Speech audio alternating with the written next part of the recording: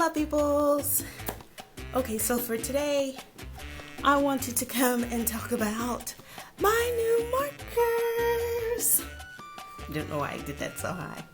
But yes, in the past 2 months, I've acquired some new markers. So yeah, I picked up some more Prismacolor markers. I've got mostly the chisel tip ones, and I do have very few brush tip. At this time, like I said, I'm just getting into using markers as a new medium, and I don't really have an opinion as of the moment on brush tip or chisel tip. And then okay, so I have these Conda markers. Okay, now let me show you the box. These markers I got from Hobby Lobby. So let me tell you what happened. And after I got the Prismacolor markers that I had, I didn't really get a full range of colors to work. I just sort of felt like I didn't have a good blending range to work with. I didn't have any like earth tones and skin tones. So I decided, gee, if I could just get me just a set so I can go ahead and work with. And then I came across these at Hobby Lobby, and they are Conda markers. On the front of the case, there isn't really any, like brand name on them. Like I said, these say Conda. I did look online, and I did find a website that had a similar graphic and the name Conda. And they are a art supply website. They do have markers on there. However, the markers that are on the website look different than these. So I don't know. I really don't know. But and then too, on the website it says that they're refillable, and I forget what else. And I was like, oh, awesome. But I'm like, they're not exactly the same. So I have no idea. Are these refillable? Are they not? I have no idea.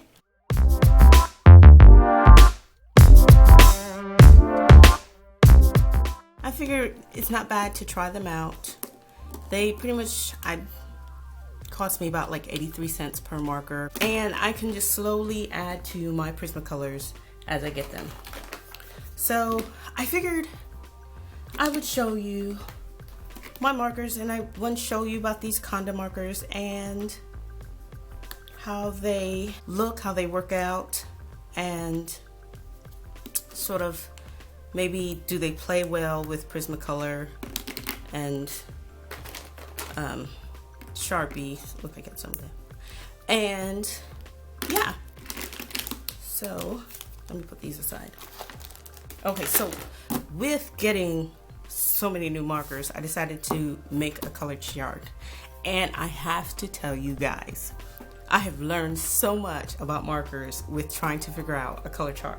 I made this color chart, and then I had filled in like whether I have the chisel tip or if I have the brush tip for Prismacolor.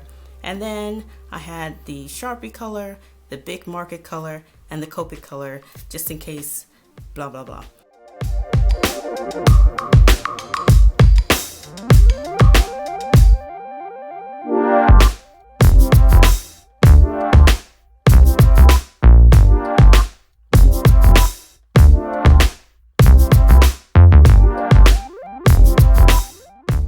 I really like the way Copic numbers their markers, because they have that, they tell you which color group each color is into on there, whether it's blue green, they have BG, and then if it's blue, they have B, if it's yellow, they have Y, but like R for, red, and, they have all the different color tones. And then they have the numbers, and the numbers go sort of in order so you can tell which colors would blend well together. Prismacolor names are either PM or PB, which pretty much just indicates whether PM is a chisel tip, and then PB is a brush tip, which is helpful so you know which ones you have. But as far as picking colors, not so much. And the numbers are like all over the place. I couldn't figure out how did they number them. You know, it's not like you'll get like a PB5 and then a PB6 will be a good blend color. The colors just seem, the numbers just seem to be all over the place. With Conda Markers, their color naming system, it sort of reminds me of Copic. So you've got like B, which is blue, and then the numbers kind of, with, you know, they're close to each other, so you can kind of tell which will blend well. Let me show you another one that's a better example. CG, which I'm thinking is cool gray, and then 20, 22, 23. So, and you can even just tell they'll blend well together. You know, there's sort of same color group, and the numbers help. So I'm like, I love that. That's so easy. Thank you very much. I appreciate you. Yeah. The only thing is, with these Conda markers, I bought the biggest set that they had in Hobby Lobby. They had like a 12 piece, a 24, and a 36. I bought the 36. And I wish on some of them are still so varied. I think it was the reds. Okay. Yeah, so these are the reds that I have. And I have 189 and 190, and those blend well together. But then my next one is 196. So like, you know, it. So Hobby Lobby, or Conda, I don't know. If you got more colors, can I get them? Can you tell me where I can find them? Which they must have. I mean, this is insane. But I mean, if you got 189 and 190 and 186, they must have, you know, 191 through 195. But anyway.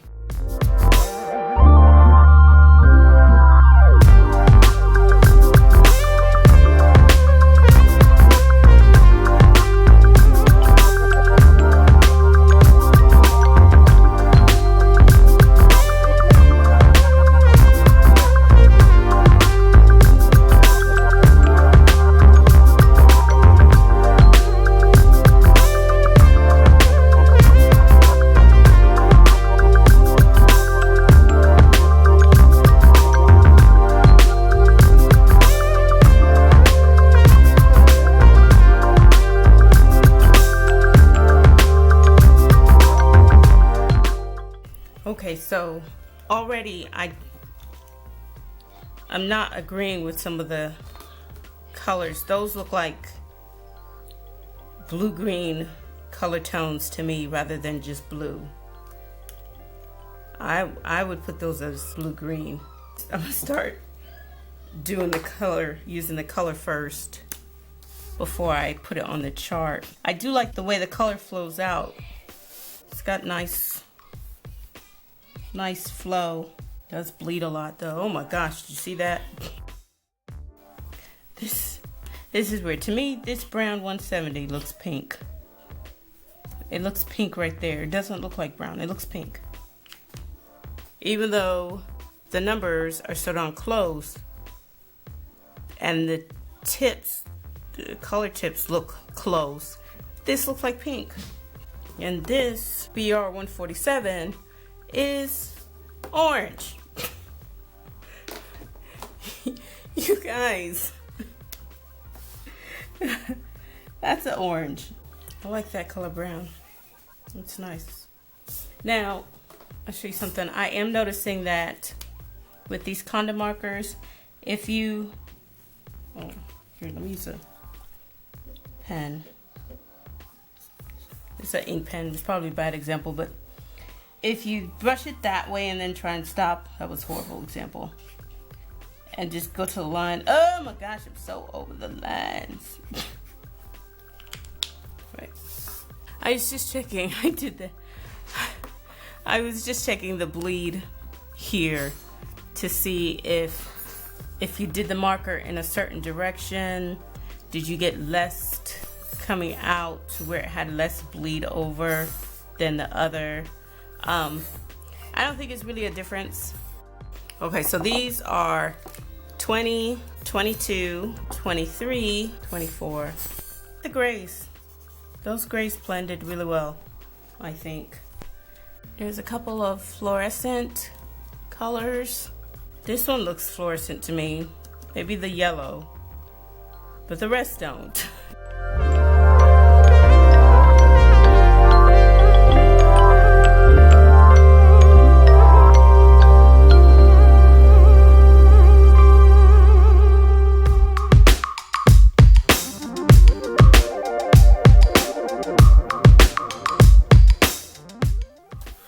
Okay guys, I'm done. And these, let's see if I get that in there. These are all the colors I have. Prismacolor, Sharpie colors, and Conda colors. And here's my second sheet. I like that I did this because it sort of allowed me just to get a simple feel of the different markers. The Condas, they do bleed a bit more than the Prismacolors, but I don't know, I think it's just sort of figuring out how to adjust for that extra bleed. The fact that I can see the colors pretty much on one page just is so helpful. I think though, once I get where I fill up the page more and do a new one, I'm gonna reorient some of the colors, and then also even make a new, like a red violet, because a lot of these purples are more reddish purple, and I think they needed their own row. And I think I'm gonna put that closer to the reds, so I'm just switch them around. But this helps me. This helps me so much. I also went ahead and did this Prismacolor 200 marker colored sheet. With this is just the Prismacolor markers to show which ones I have and which ones I don't have. And as you can see, when it's on a sheet like this, there's actually one more page. You see that I don't have that many. The box on the left those are the ones that I have the chisel tip. If it's on the right, those are a brush tip. And if they're both, that means I have a chisel and a brush tip. Just so as I add more Prismacolor markers, I can keep track with the ones I have and what I don't have.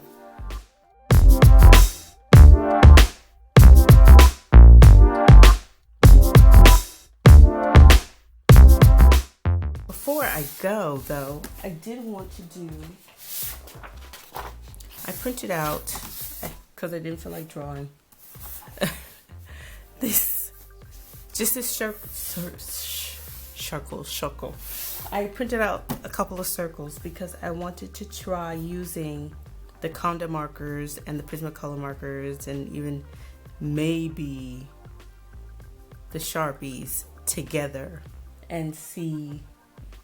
It's a big maybe on the Sharpies because I don't know that I really like the tip of the Sharpies, but to use them together to see how they blend.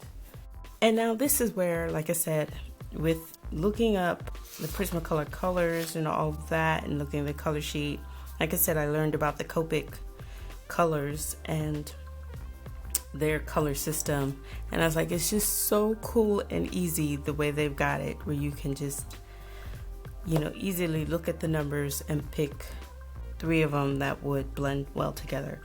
And Prismacolor is not as easy as that, and then plus I'm trying to do it with 3 different kinds of markers.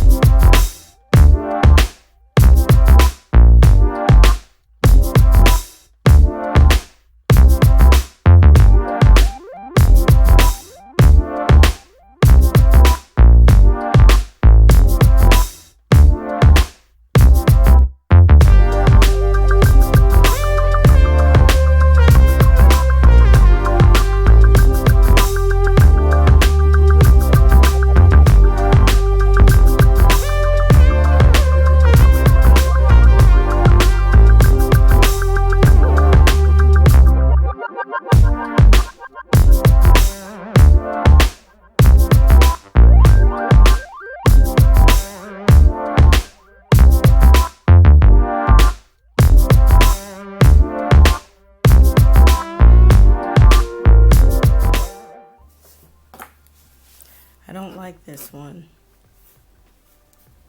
I don't like this one. I don't like that one. I don't like that one. Well, it could be, you know, I need more practice. Some colors do better than others, or I don't know. But I will say doing them circular does help a lot.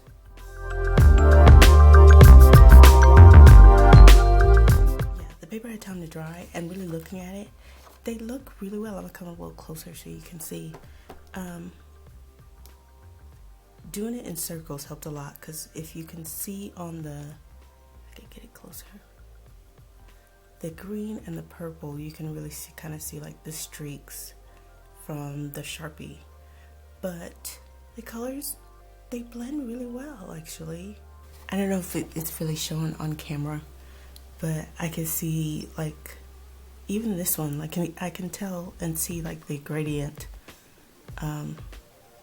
It's just like a subtle gradient, except for these. And actually that one didn't look that bad to me, but like this one I X'd out, and it actually looks, it looks good. Just a comparison, the Conda markers are just so much wetter than the Prismacolor.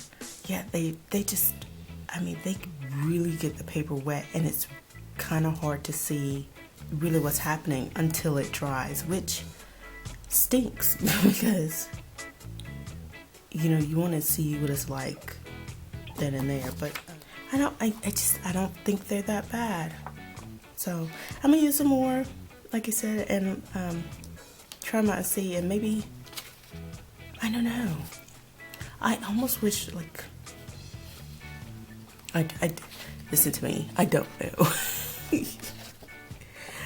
I think they're nice. I think I have to use them some more and to really be able to tell. But yeah, I'm not like sorry that I bought them or anything like that. And I think